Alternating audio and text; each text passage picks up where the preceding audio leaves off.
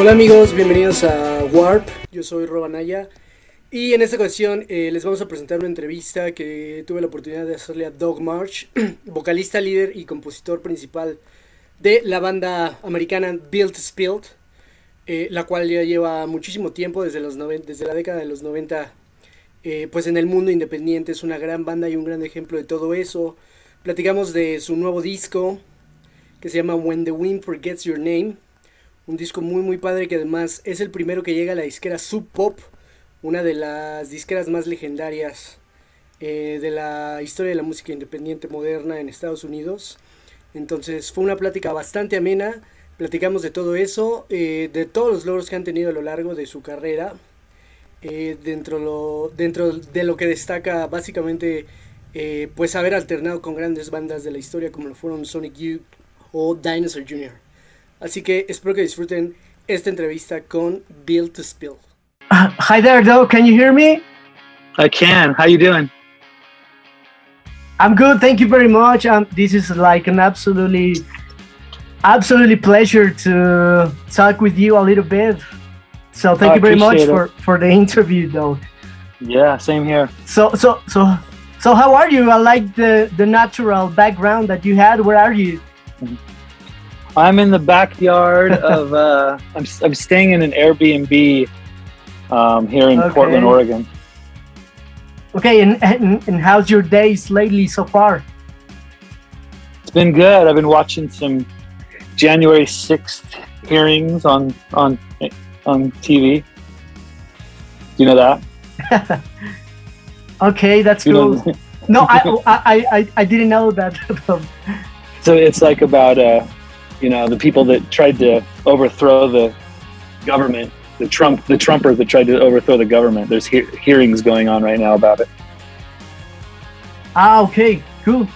Well, we're here to talk about because we have some new music from Built to Spill, which that makes us really happy. I've been hearing the new songs, especially Full Skull. I think it has some kind of vibe, like a retro kind of vibe, but also like the acoustic arrangements. So how do you feel now with you are releasing some new music finally? Well, I feel good. I guess I don't know. For me, it's been a long time of working on these songs, and yeah, some days I was having fun, excited about it. Some days I wasn't so excited. I felt pretty good. I'm glad to hear that you liked it. Yeah, there are good songs. And I want to talk about the name of the album, When the Wind Forgets Your Name. It's very poetic. I like it. So what can you tell me about that title for the album? And of course, what about the creative process to release these 9 songs? Yeah, I think the title is maybe sort of I can't remember how I came up with it, but to me it's kind of like that Jimi Hendrix song, when the wind cries Mary.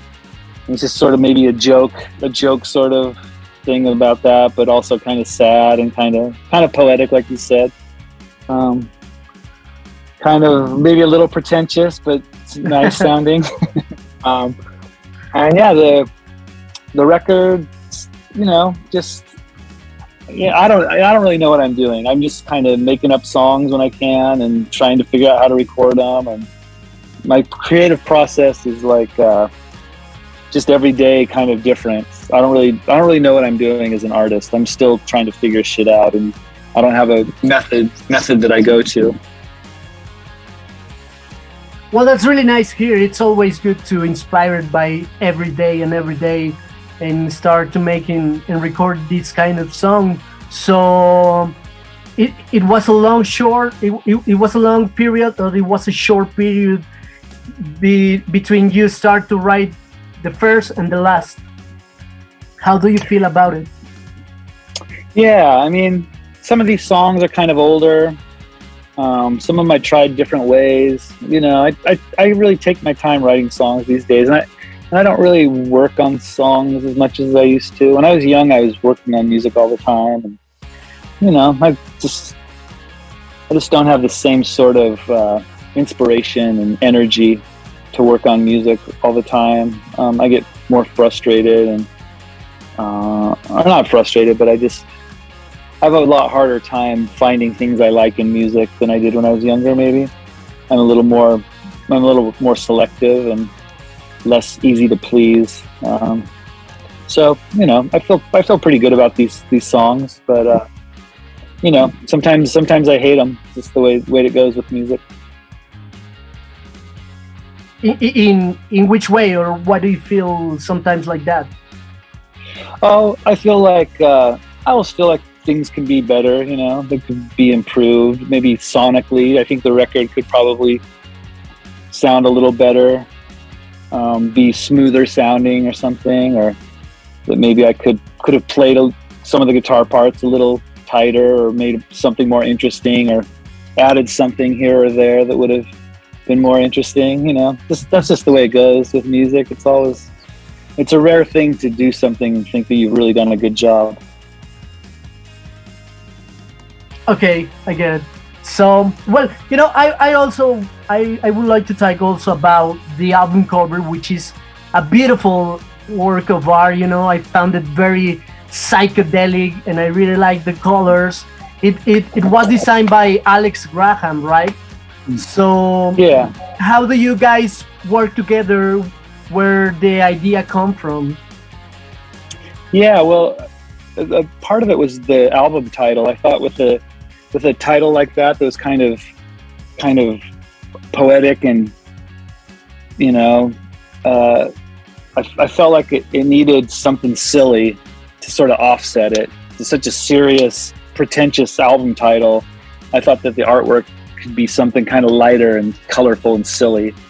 And I just discovered Alex's artwork during the time that I was working on the record, and I was in love with this online comic that she had done. I'm a big fan of comics, and I loved her painting. And I just reached out to her, asked her if she was interested, and then basically she just did it all. Every once in a while she'd check in with me and ask me what I wanted, and I'd say whatever you want, and then she'd send me an idea, and I'd say looks great, just keep going any direction you want. So it was pretty much her. The only thing I asked for was that it was a painting and colorful, and I asked her to do there's a couple other pieces of art that are in the record that when the record comes out you'll see. I asked her to do a portrait of us, and I asked her to do a comic, and again just whatever she wanted to do, but to do a comic. And so the record will have a gatefold with a comic that she did. But yeah, it's all her and the people at Sub Pop, the designer there, Jeff Kleinsmith, who laid out the artwork and took the title of the name of the band and the title and worked those into the artwork. But yeah, Alex just went with whatever she felt. Cool. Yeah, he did an amazing job, man. I really love that album cover. Thanks. And it's actually sorry to interrupt you. It's actually a woman. Alex is actually a woman. Sorry. I'm sorry. She. No worries. It's a man and a woman's name, Alex. Totally. Yeah. Yeah. So, well, she did an amazing job. Absolutely. So, and of course, and now that you mentioned the Sub Pop label, I want to talk about that because this record will be released in the Sub Pop label. So, how did this approach came together? How do you feel? Because Sub Pop is such an important independent record label through the last year. So they have a mark, they have a legacy. So how do you feel to arrive? Good. Yeah. I mean, Sub Pop was a big deal when I first started playing in bands. They were just starting, and so I've always been an admirer. And then I have a couple of good friends who work there. So, it seemed like they reached out to me, and not very many other labels were that interested, and it seemed to me like the obvious best choice, even if I had a lot of choices. Sub Pop was where I wanted to be, and so far it's been great. I really love all the people I work with there, and I'm really proud that they decided to work with me. Cool. That's good to hear. It was absolutely a good news to have you Thanks. guys in Sub Pop. And I was listening also your your record about these songs of Daniel Johnston, and that kind of makes me think, about maybe your taste in music. For example, you made this album of covers for Daniel Johnston, but in the last years, I something that I like about Build to Spill, about the band, is that you don't have these boundaries or limits to release some new covers. It's not maybe not in as an official way, but you can find these covers on the internet or on YouTube. I can remember, one from Pavement, the song called Here, and I also there is one that I personally love, which is Dear Uncle by Brian Eno, one of my all-time favorites. So I was thinking about if that kind of music influences on your life. For sure, yeah. I mean, that's always the funnest part of our live shows. Whatever cover we've decided to play, I love playing covers, and we went through a period too, maybe around the time that Scott and Brett quit the band, and we were replaced with Steve and Jason on drums and bass, like in around 2012. And when we got those new guys in the band, we learned a bunch of covers, and it was so fun. We had a couple shows. We even played a few shows where we just played a whole set of covers. Wow. And to me, that's the funnest part of playing music, is being able to play these songs that you love so much. And and for the most part, every song we've covered has been a song that we just love. And maybe here or there we've done one that maybe is a little bit of a joke or something, but most of them are things that we're passionately crazy about. And that's the funnest part of making music to me, is covering people's songs.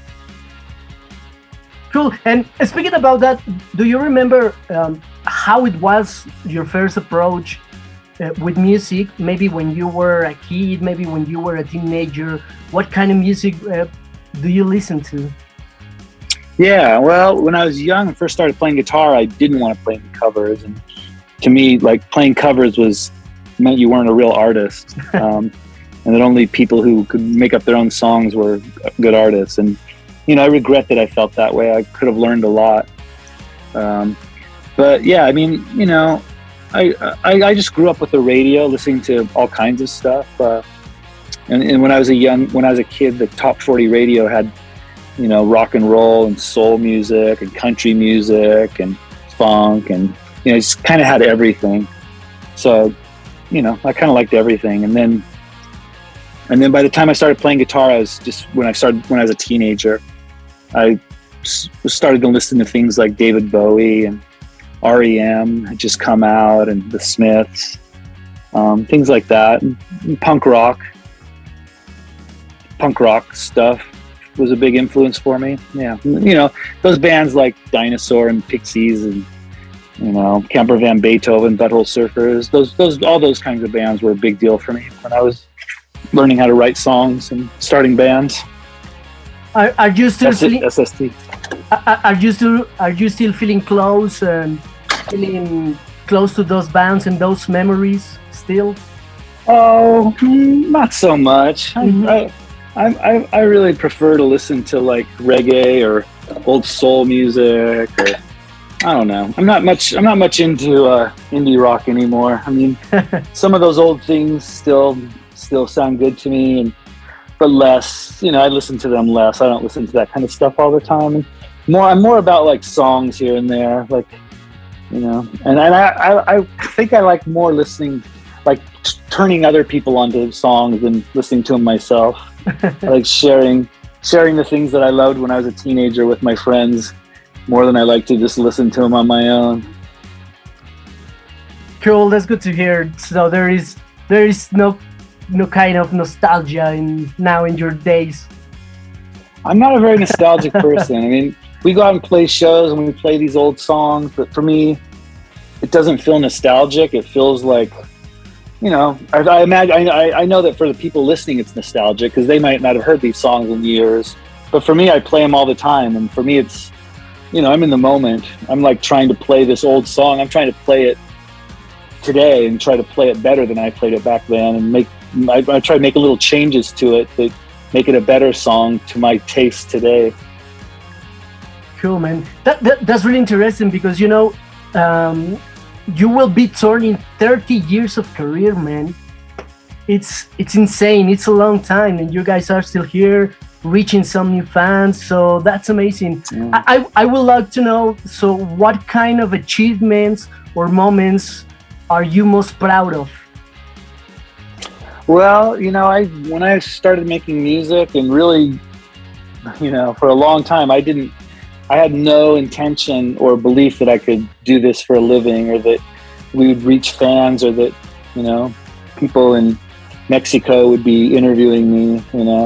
This never occurred to me that anything like this could happen. So to me, it's all been amazing. And, I feel really lucky that I've been able to do any of this. And there's been a lot of great moments for me, a lot of moments of, getting to play shows with some of my favorite bands, things like that, for sure. Which with bands? Well, I've kind of gotten to play with a lot of my favorite bands. I got to play with Dinosaur, got to play with Camper Van Beethoven, the Meat Puppets, the Pixies, Sonic Youth. Really just tons of things. Elliott Smith, Quasi.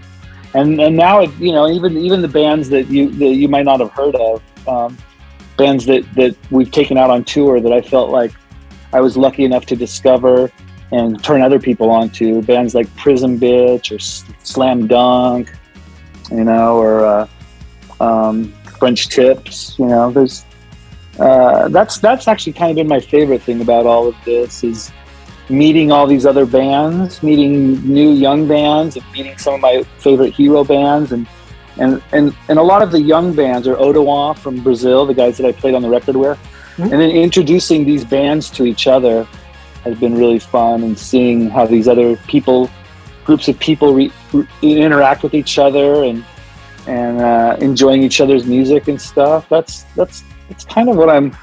At this point in my life, I feel like I'm most proud of, is sharing, being able to turn my friends onto other bands, turn my friends' bands onto other friends' bands. Awesome, man. Thank you very much for the time of this interview. It's really good to have you here, still strong as so many years. I appreciate it a lot. And I wish you the best of luck, because I think you guys are amazing, man. I wish you the best of the success to come. It means a lot. Thanks a lot. Have a good one. Take care, Doug. Bye.